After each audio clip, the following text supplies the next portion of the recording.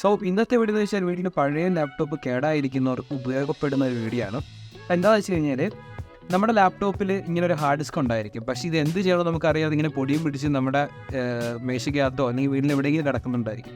എന്നാൽ ഇതിനെടുത്തിട്ട് ഈ വർക്ക് ചെയ്യുന്ന ഒരു ഹാർഡ് ഡിസ്ക് ആണെങ്കിൽ ഇതിനെ നമുക്ക് എങ്ങനെ ഒരു പോർട്ടബിൾ ഹാർഡ് ഡിസ്ക് ആക്കി യൂസ് ചെയ്യാമെന്നാണ് ഇന്നത്തെ വീഡിയോ. സോ നമുക്ക് ലാഗില്ലാതെ വീഡിയോയിലോട്ട് പോകാം. So let's unveil.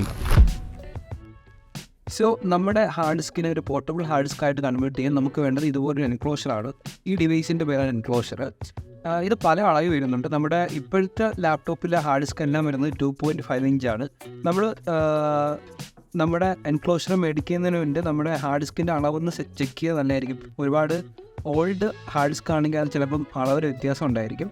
സോ മേടിക്കാൻ വേണ്ടി ഇതൊന്ന് കൺഫേം ചെയ്യുക. സോ ഈ ഡിവൈസ് ഇൻസ്റ്റാൾ ചെയ്യാൻ റോക്കറ്റ് സയൻസിൻ്റെ ഒരു ആവശ്യമില്ല, വളരെ സിമ്പിളാണ്.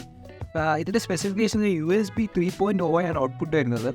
ട്രാൻസ്മിഷൻ റേറ്റ് പല റേഞ്ചാണ്. അതായത് നമ്മുടെ ഹാർഡ് ഡിസ്കിനെ ബേസ് ചെയ്ത്, അതായത് നമ്മുടെ ഡിസ്ക് ഏതാണോ അതിനെ ബേസ് ചെയ്താണ് ട്രാൻസ്മിഷൻ സ്പീഡ് വരുന്നത്. ഇപ്പം SSD ആണെങ്കിൽ ഹാർഡ് ഡിസ്കിനെ അപേക്ഷിച്ച് ട്രാൻസ്മിഷൻ റേറ്റ് കൂടുതലായി.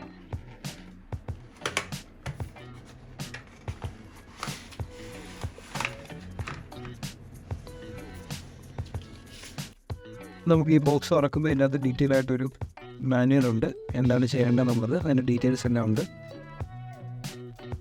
അത് കഴിഞ്ഞ് നമ്മുടെ എൻക്ലോഷർ, ഇതാണ് നമ്മുടെ മെയിൻ ഐറ്റം.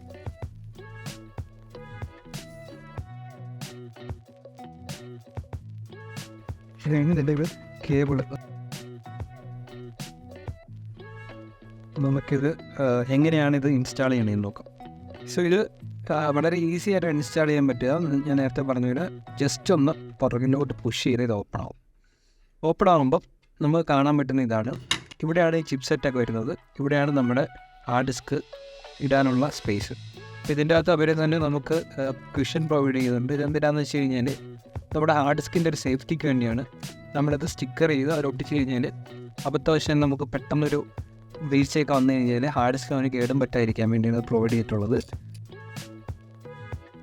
ഇപ്പോൾ ഹാർഡ് ഡിസ്ക് നമ്മളിങ്ങനെ പ്ലേസ് ചെയ്തിട്ട് ഫ്രണ്ടിലോട്ട് പുഷ് ചെയ്ത് കഴിഞ്ഞാൽ കറക്റ്റ് ആ പിന്നിലോട്ട് കണക്ട് ചെയ്യാം. ഇത്രേ ഉള്ളൂ പരിപാടി കഴിഞ്ഞു. ഒരു എക്സ്ട്രാ സേഫ്റ്റിക്ക് വേണമെങ്കിൽ നമുക്ക് ഈ ക്വിഷൻ കൂടെ വെക്കാം, പക്ഷെ ഞാനത് യൂസ് ചെയ്യുന്നില്ല. അതിന് ശേഷം നമ്മുടെ എൻക്ലോഷറിൻ്റെ അടപ്പെടുക്കുക. ജസ്റ്റ് അടച്ചതുപോലെ നമ്മൾ ഓപ്പോസിറ്റ് ഡയറക്ഷനിലോട്ട് സ്ലൈഡ് ചെയ്ത് കഴിഞ്ഞാൽ നമ്മുടെ പോർട്ടബിൾ ഹാർഡ് ഡിസ്ക് റെഡി. അതിനുശേഷം ഈ കേബിൾ ഉപയോഗിച്ച് നമുക്ക് നമ്മുടെ കമ്പ്യൂട്ടറിൽ യൂസ് ചെയ്യാം. സോ ഇപ്പോൾ നിങ്ങളുടെ മുമ്പിൽ ഇരിക്കുന്നതാണ് നിങ്ങളുടെ പോർട്ടബിൾ ഹാർഡ് ഡിസ്ക്.